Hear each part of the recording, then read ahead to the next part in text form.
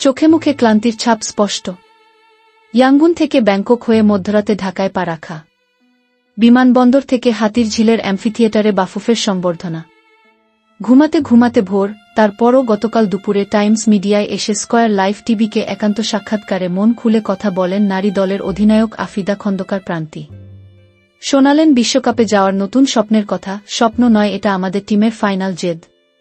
পাশাপাশি আক্ষেপও করলেন মেয়েদের জন্য নির্দিষ্ট কোনো একটা মাঠ না থাকার, লিগ না হওয়ার এবং আর্থিকভাবে আরেকটু সচ্ছলতার। স্কয়ার লাইভ টিভি অভিনন্দন দেশকে প্রথমবারের মতো এশিয়া কাপের মঞ্চে নিয়ে যাওয়ার জন্য। উত্তরে আফিদা বলেন, ধন্যবাদ। আসলে এই অনুভূতি ভাষায় প্রকাশ করা যাচ্ছে না। এটি আমাদের কষ্টের একটি দারুণ মিষ্টি ফল। দীর্ঘদিনব্যাপী আমরা যে কষ্টটা করেছি, এটার ফলই হল এশিয়ান কাপে কোয়ালিফাই হওয়া।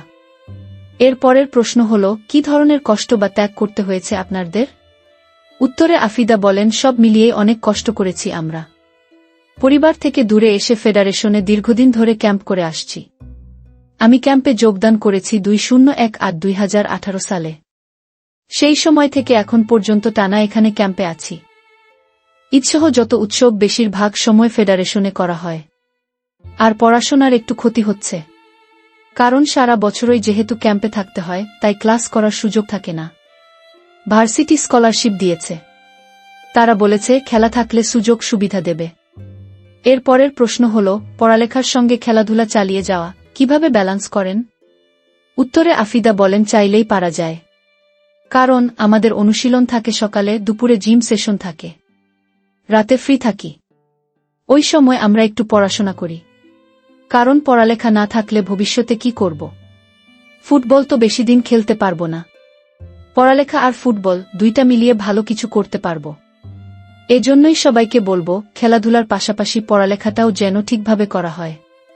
এর পরের প্রশ্ন হল, ফুটবলে অনিশ্চিত ভবিষ্যৎ দেখছেন কেন? উত্তরে আফিদা বলেন, এটি বলেছি এই কারণে যে আমাদের দেশে এখনও সেভাবে নারী ফুটবলকে ভালো চোখে দেখা হয় না। তবে ধীরে ধীরে মানুষ ফুটবলের প্রতি আগ্রহ দেখাচ্ছে। একটা বয়সের পর কিন্তু ফুটবল খেলতে পারবো না। আর আমাদের দেশে তেমন লিগও হয় না যে আমরা আর্থিকভাবে খুব বেনিফিট হবা। দিন শেষে কিন্তু আমাদের আর্থিক দুর্বলতাটা সব দিক থেকেই আসে। লিগ হয় না, ফেডারেশন আমাদের যে বেতন দিচ্ছে ওটাতে আমাদের ওইভাবে পোষায় না। তাই ভবিষ্যতে আমরা কি করব সেই চিন্তাটা এসেই যায়। এর পরের প্রশ্ন হল, মেয়েরা বাফুফে থেকে যে বেতন পাচ্ছে, আপনি কি মনে করেন সেটি আরও বাড়ানো উচিত? উত্তরে আফিদা বলেন, অবশ্যই বাড়ানো উচিত।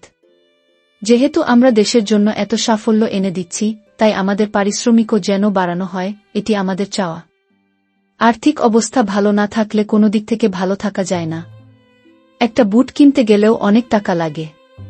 নিজেকে চলতে হয়, সঙ্গে পরিবারকেও চালাতে হয়। এর পরের প্রশ্ন হল, এশিয়া কাপের মঞ্চটা বিশ্বকাপ খেলার সুযোগ। আপনারা কি সেই স্বপ্ন দেখছেন? উত্তরে আফিদা বলেন, আমরা অনেক দিন আগে থেকেই বলতাম যে আমাদের চোখ হচ্ছে 2027 বিশ্বকাপের দিকে। আমাদের এই পথটা পাড়ি দিতে হলে অনেক বাধা আসবে, অনেক পরিশ্রম করতে হবে। আমরা এগুলোই করে যাচ্ছি। যেভাবেই হোক বিশ্বকাপের মঞ্চে আমাদের টিমকে যেতেই হবে, এটা হলো আমাদের ওয়াদা। যদি বাঁচি তো বিশ্বকাপে যাবই ইনশাল্লাহ। এর পরের প্রশ্ন হল, এশিয়ান কাপের বাকি 10 মাসের মতো এই সময় আপনারা কি কি সুযোগ সুবিধা চান? উত্তরে আফিদা বলেন, প্রথমে সরকারের কাছে চাইব আমাদের নির্দিষ্ট একটা মাঠ দেওয়া হোক, কারণ আমাদের মাঠের সমস্যা আছে। বসুন্ধরা, একবার জাতীয় স্টেডিয়াম, বিভিন্ন ক্লাবের মাঠে যেতে হয়। নির্দিষ্ট একটা ট্রেনিং গ্রাউন্ড থাকলে প্রতিদিন অনুশীলন করতে পারতাম। ভালো সুযোগ সুবিধা আমাদের দরকার। এশিয়ান কাপ বাছাইয়ে খেলতে যাওয়ার আগে বাফুফে আমাদের ফিটনেস ট্রেনার দিয়েছে, ইয়োগা টিচার দিয়েছে। আরও সুযোগ সুবিধা দেওয়া হবে বলেছে। আমরা যদি বাইরের দেশে গিয়ে ট্রেনিং করতে পারি, ওদের সুবিধাগুলো পাই, তাহলে অনেক ভালো হবে। কারণ আমাদের দেশে এসব সুযোগ সুবিধা খুবই কম। এর পরের প্রশ্ন হল, টানা দুবার সাফ জয় নাকি এশিয়ান কাপ, কোনটাকে এগিয়ে রাখবেন? উত্তরে আফিদা বলেন, সাফ চ্যাম্পিয়নশিপে শিরোপা জিতেছি বলেই আমাদের সাহস বেড়ে গেছে যে আমরা এশিয়াতে যেতে পারব। পরপর দুবার সাফ জেতা, এটিও কম বড় অর্জন নয়। 2024-2024 সাল পর্যন্ত ওটাই সবচেয়ে বড় ছিল। 2025-2025 সালে এসে আমরা এশিয়াতে কোয়ালিফাই করেছি। তো প্রতিটি বছরই কিন্তু এক একটা নতুন যাত্রা।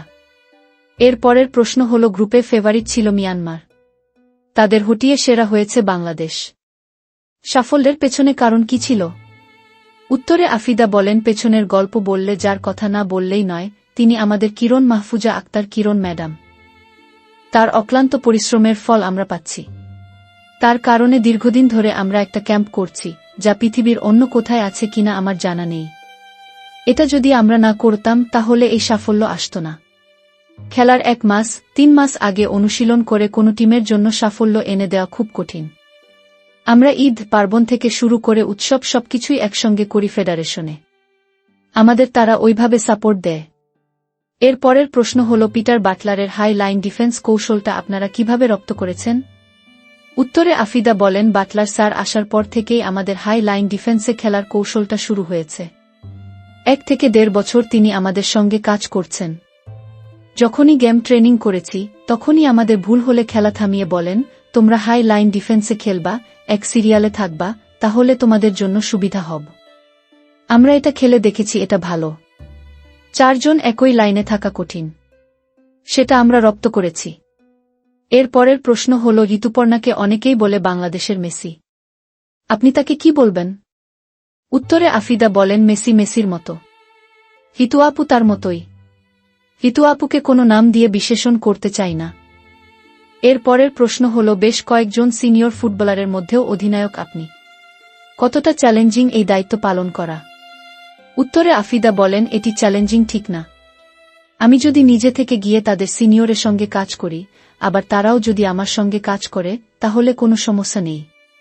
তারা সিনিয়র দেখে আমি তাদের কাছে যাব না, এরকম করলে তো হবে না। আমাকে যেহেতু ফেডারেশন অধিনায়ক বানিয়েছে, তাই আমাকে সবাইকে নিয়েই চলতে হবে। এর পরের প্রশ্ন হল, কোন দেশে গিয়ে অনুশীলন করলে ভালো হয়? উত্তরে আফিদা বলেন, আমরা যখন প্রধান উপদেষ্টার সঙ্গে কাতারে গিয়েছিলাম, সেখানে ওদের একটা স্পেয়ার একাডেমি দেখেছি। সেখানে অস্ট্রেলিয়া সহ বিভিন্ন দেশের টিম ক্যাম্প করতে যায়। এক জায়গায় সবকিছুই আছে। আমার দেখা ওইটা সবচেয়ে ভালো জায়গা প্রশিক্ষণের। এর পরের প্রশ্ন হল, মিয়ানমার থেকে ফিরেই কেন মধ্যরাতে আপনাদের সংবর্ধনা দিয়েছে বাফুফে? উত্তরে আফিদা বলেন, আমরা শুনেছিলাম আমাদের সংবর্ধনা রাতে দেওয়া হবে, কারণ আমাদের 2 জন প্লেয়ার ভুটান চলে যাবে। তাদের ছাড়া তো আমরা কিছু করব না। ফেডারেশনের এই পদ্ধতিটা আমার খুবই ভালো লেগেছে। রাতের বেলায় সংবর্ধনা দিয়ে বাফুফে কাউকে হতাশ করেনি। এত মানুষ থাকবে ভাবতে পারিনি। ভেবেছি রাত 2:30টার দিকে হয়তো কোনো দর্শক থাকবে না, কিন্তু ফুটবলটাকে এত মানুষ ভালোবাসে এটি কালকে সমর্থকরা প্রমাণ করে দিয়েছেন। এর পরের প্রশ্ন হল, সংবর্ধনা অনুষ্ঠানের কোনো বিশেষ ঘোষণা আসেনি, এটি নিয়ে আফসোস আছে কিনা? উত্তরে আফিদা বলেন, না, এটি নিয়ে কোনো আফসোস হয়নি। এখন ফেডারেশন আর সরকার কি করে সেটি দেখা যাবে। আর আগেরটা 1.5 কোটি টাকা দিবে, সেটা তারা বলেছেন যে দেবে। এর পরের প্রশ্ন হল, তাহলে আপনি বলছে আগামী নারী বিশ্বকাপে আমরা আপনাদের খেলা দেখতে পাব? উত্তরে ক্যাপ্টেন আফিদা বলেন, অবশ্যই পাবেন। যদি বেঁচে থাকি তো বিশ্বকাপে আমরা 27 সালে খেলবই। আপনাকে অসংখ্য ধন্যবাদ, সাথে যারা আপনার সাক্ষাৎকারটি দেখল তাদেরও অসংখ্য ধন্যবাদ। আমরাও চাই আপনাদের খেলা আমরা বিশ্ব আসরে দেখব। সবাই ভালো থাকবেন এবং চ্যানেলটি এখনো যারা আপনারা সাবস্ক্রাইব করেন নাই, আপনাদের কাছে ছোট্ট একটি অনুরোধ, এখনই চ্যানেলটি সাবস্ক্রাইব করুন। আফিদাদের টিমের সাথে থাকুন। ধন্যবাদ।